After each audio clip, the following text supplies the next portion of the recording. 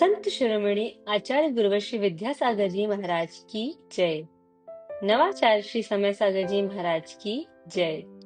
अरहम योग प्रणेता पूज्य मुनिषि प्रणम्य सागर जी महाराज की जय। ओम अरहम नमः। स्वाध्याय प्रेमी बंधुओं, प्रातः स्मरणीय जगत पूज्य आचार्य भगवान श्री 108 विद्यासागर जी महाराज के सरस्वती पुत्र अभीष्ट ज्ञानोपयोगी प्राकृत विज्ञ अरहम योग प्रणेता मुनिश्री प्रणम्य सागर जी द्वारा रचित नई खड़ाला का अनूठा स्वाध्याय गुरु आशीर्वाद से सतत जारी है। हमने अब तक 2 ढालों को पूर्ण कर लिया है। प्रथम ढाल में हमने पंच परावर्तन एवं मनुष्य आयु की दुर्लभता का वर्णन जाना और द्वितीय ढाल के माध्यम से सम्यक दर्शन के विशेष गुणों, महिमा और उसकी रक्षा कैसे करें को समझा। अब तृतीय ढाल में हम 14 गुण स्थानों का वर्णन जानेंगे। गुणों के स्थान को गुणस्थान कहते हैं, जो हमारे श्रद्धा गुण के उत्तरोत्तर वृद्धि पर निर्भर करता है। इनके ज्ञान से डरना नहीं चाहिए। सभी भव्य जीवों को इन गुण स्थानों के बारे में जानकारी अवश्य होनी ही चाहिए। तो आइए जानते हैं 14 गुण स्थानों को नई 6 ढाला की तृतीय ढाल की कक्षा के माध्यम से। ओम नमः सिद्धेभ्यः।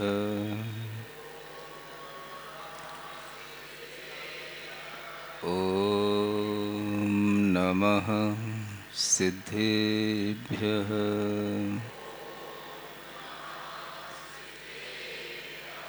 ओम नमः सिद्धेभ्यः।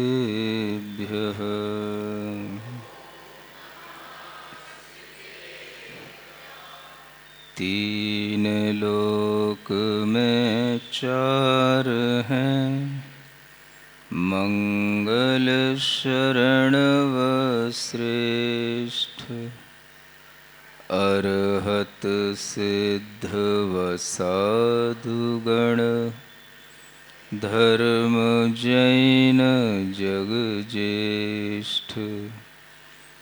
तीर्थंकर जिन देव की, जिन वाणी को ध्याय, सार्वधर्म संक्षेप से कहूँ चित्त हुलसाय।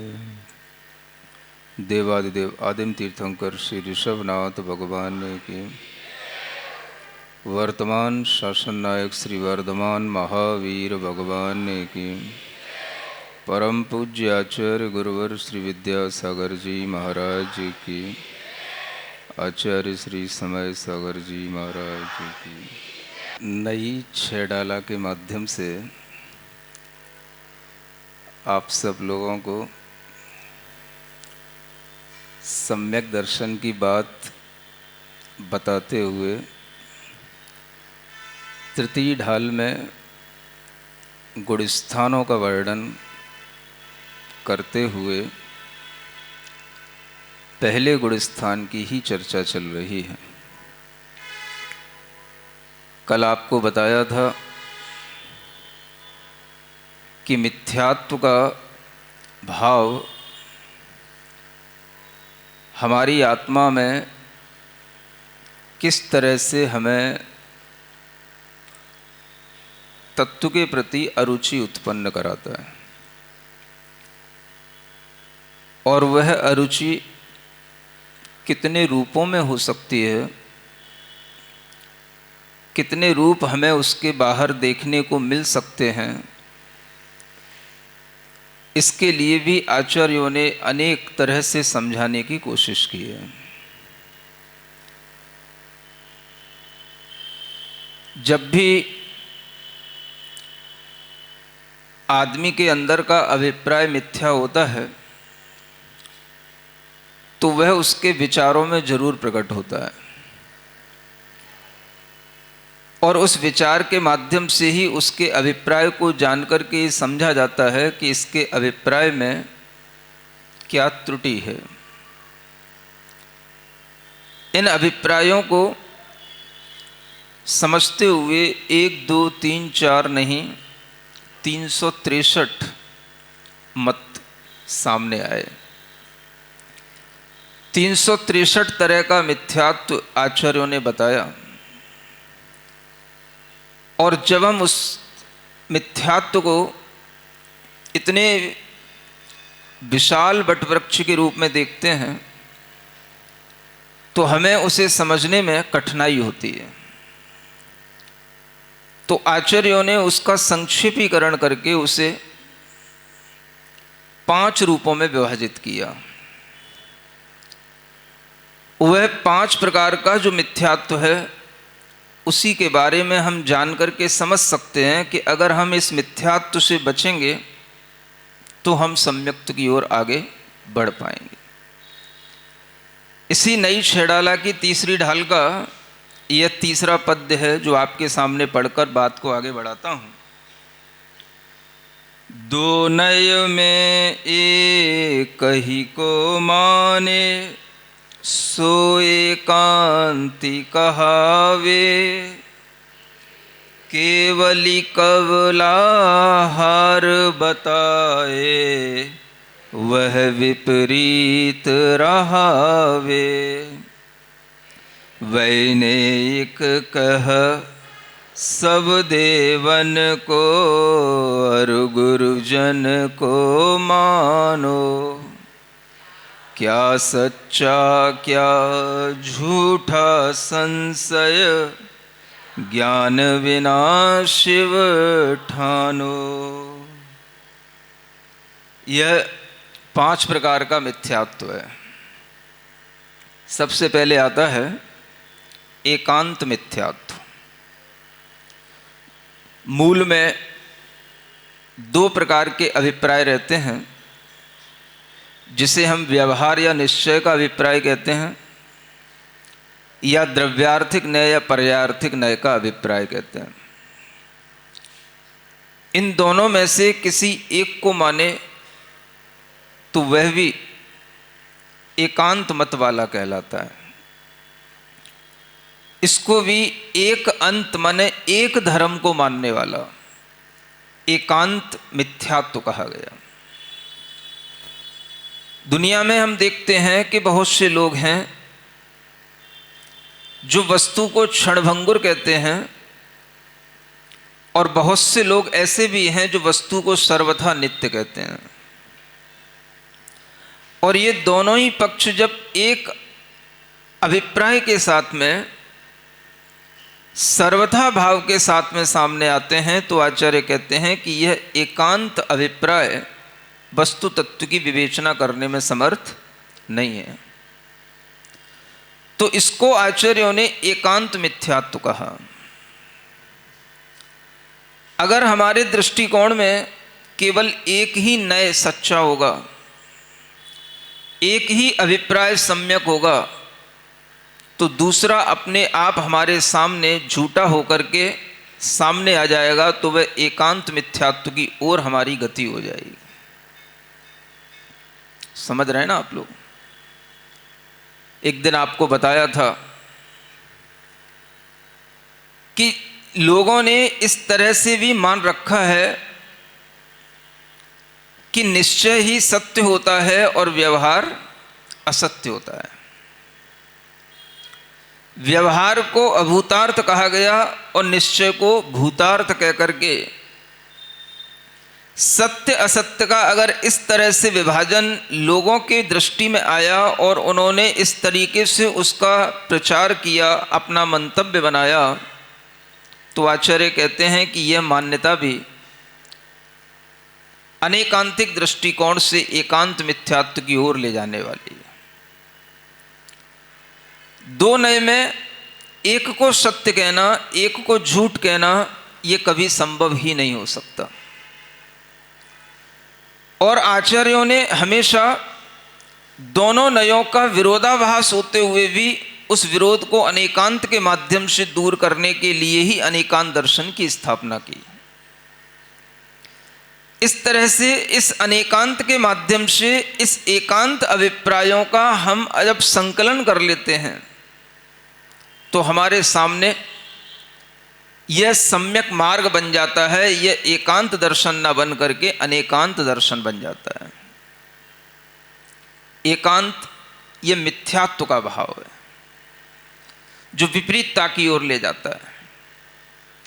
अब जब एकांत मिथ्यात्व की बात आती है तो आप देखें, आचार्य समंतभद्र महाराज ने अपनी आप्त मीमांसा में इन अनेक एकांतों का खंडन किया।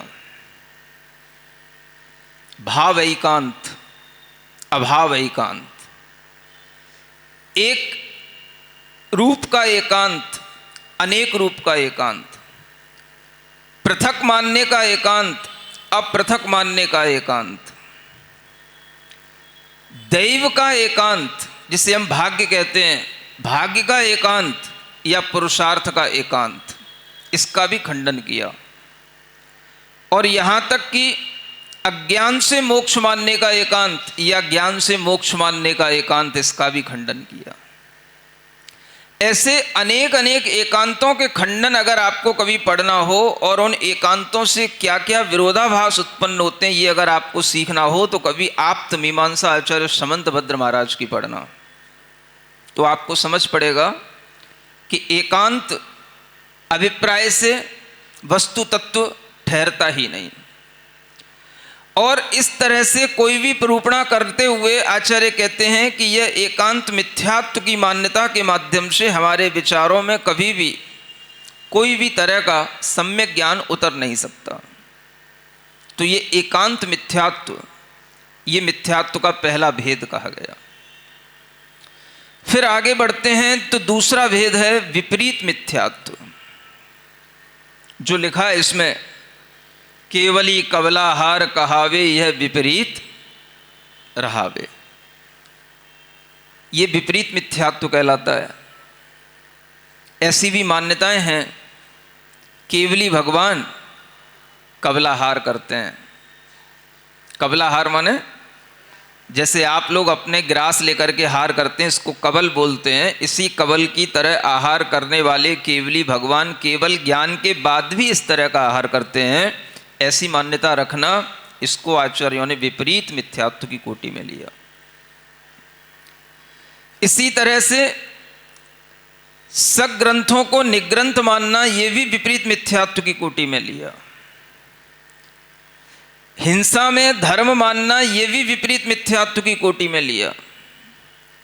और इस तरह की मान्यताएं जहां पर हिंसा में भी धर्म माना जाता है, वह विपरीत मिथ्यात्व के माध्यम से आपके अंदर कभी भी सम्यक ज्ञान उत्पन्न नहीं कर सकता। स्त्री की मुक्ति मानना, यह भी विपरीत मिथ्यात्व का एक भेद है। सुन रहे हो ना? किसकी मुक्ति मानना? हाँ, पार्शियलिटी नहीं है, ये रियलिटी है।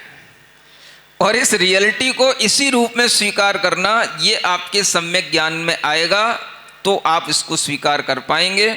इसके विषय में काफ़ी चर्चा प्रवचन सार आदि की कक्षाओं में की जा चुकी है।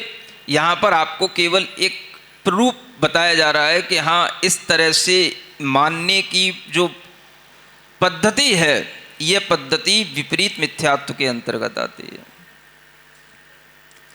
इसी तरह से तीसरा भेद बनता है, एक वैनयिक मिथ्यात्व कहलाता है।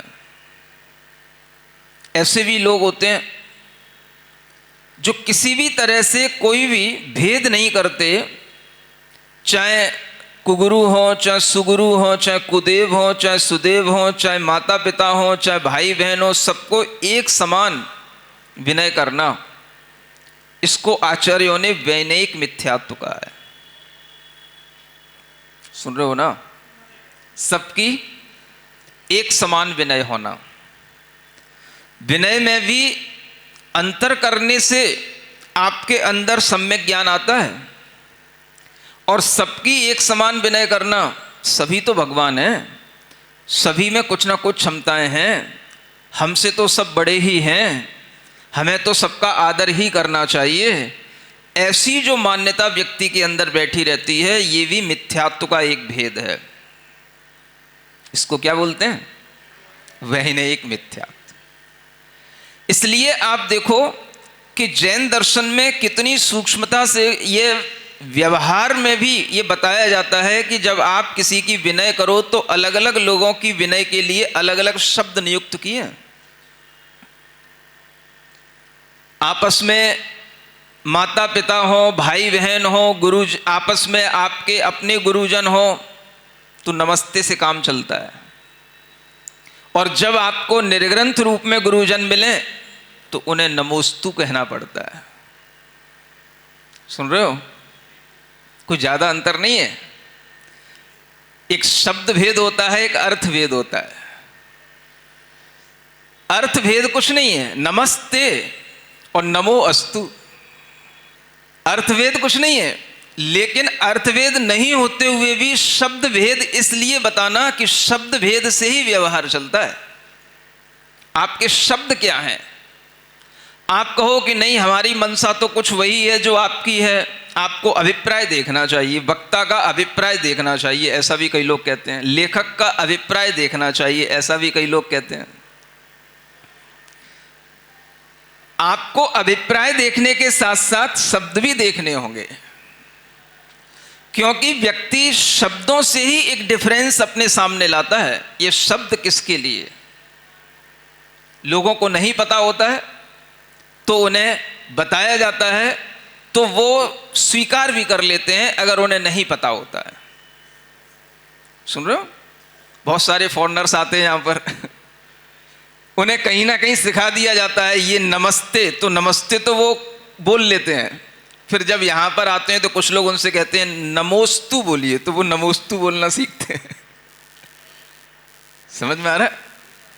तो नमस्ते में और नमोस्तु में क्या अंतर है ये भी आपको पता होना चाहिए। ये अंतर शब्दगत है, क्योंकि व्यवहार शब्दों से ही चलता है, अर्थ से नहीं चलता। आपका नाम अरिहंत है, आपके बेटे का नाम सिद्ध है, तो इससे शब्द से ही केवल व्यवहार चलेगा कि आपने शब्द से उस बेटे का नाम अरिहंत रख लिया, सिद्ध रख लिया, अरहम रख लिया। इसका मतलब ये नहीं है कि वो अर्थ से भी अरिहंत हो गया कि सिद्ध हो गया। ये व्यवहार है। व्यवहार शब्द से चलता है, शब्द को देखा जाता है। अर्थ की ओर अगर हम देखें तो अर्थ में कोई अंतर नहीं होते हुए भी ये आचार्यों ने कहा शब्द यही प्रयुक्त करना जो नियुक्त कर दिए गए हैं। सुन रहे हो? शब्द नियुक्त हैं।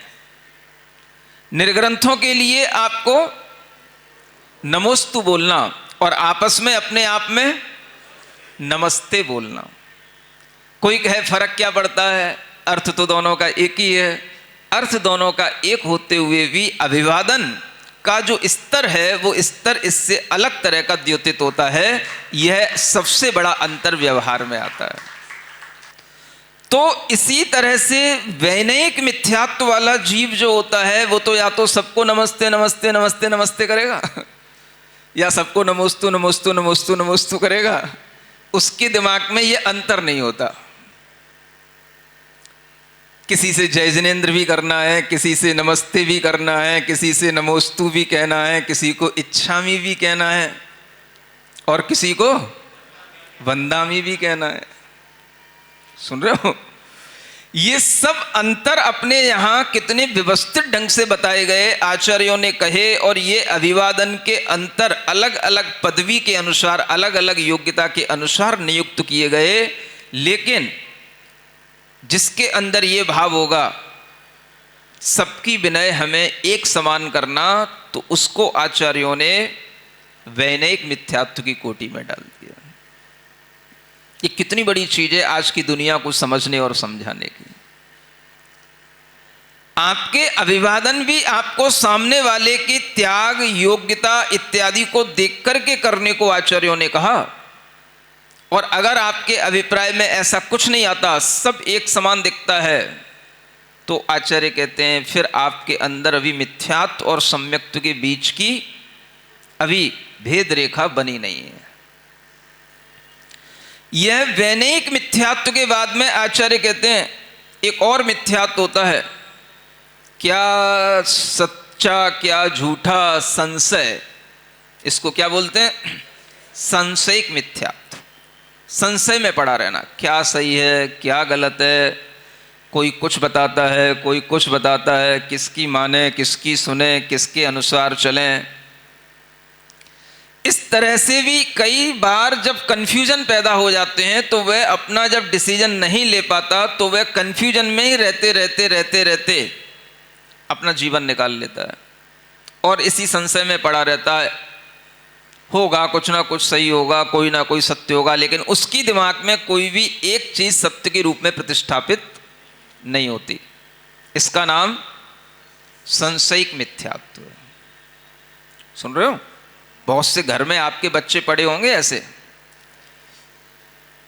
जब उनसे कोई सही गलत की बात करो, जब उन्हें कोई ज्ञान देने की बात करो तो वो कहते हैं क्या लेना देना है, काय को माथा पच्ची करना है, किसने देखा ये झूठ है ये सही है, सब अपना अपना सही कहते हैं, हमारे लिए तो कुछ भी समझ नहीं आता, क्या झूठ है क्या सही, हमें कोई मतलब ही नहीं है, तुम्हें जो समझ में आए सो तुम करो, हमें अपना चादर ओढ़ के सोने दो। सुन रहे हो? इस तरह के जब डाउट होते हैं और उन डाउट को जब हम क्लियर करने के लिए भी अपने अंदर एक इच्छा उत्पन्न नहीं करते हैं तो इसको भी आचार्यों ने एक मिथ्यात्व की कोटि में डाल दिया। ये भी संशय मिथ्यात्व है, संशय में पड़ा है, चाहता ही नहीं है।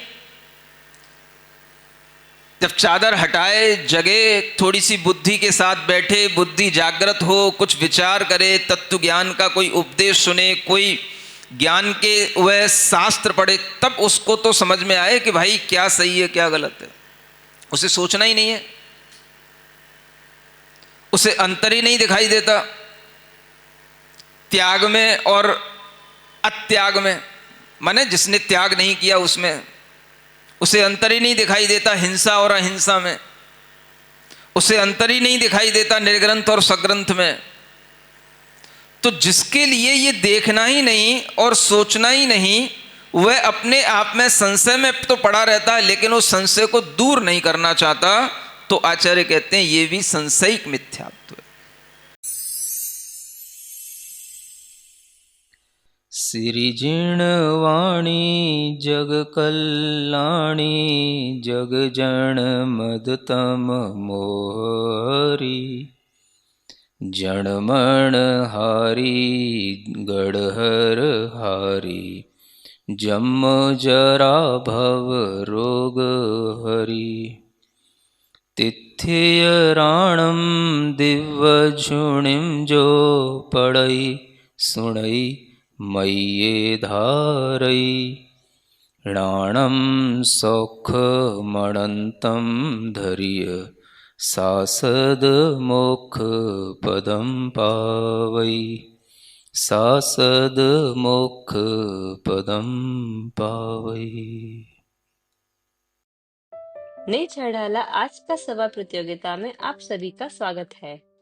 आज का सवाल है, केवली भगवान भोजन करते हैं, ये कौन सा मिथ्यात्व है? एकांत मिथ्यात्व, विपरीत मिथ्यात्व, संशय मिथ्यात्व या अज्ञान मिथ्यात्व?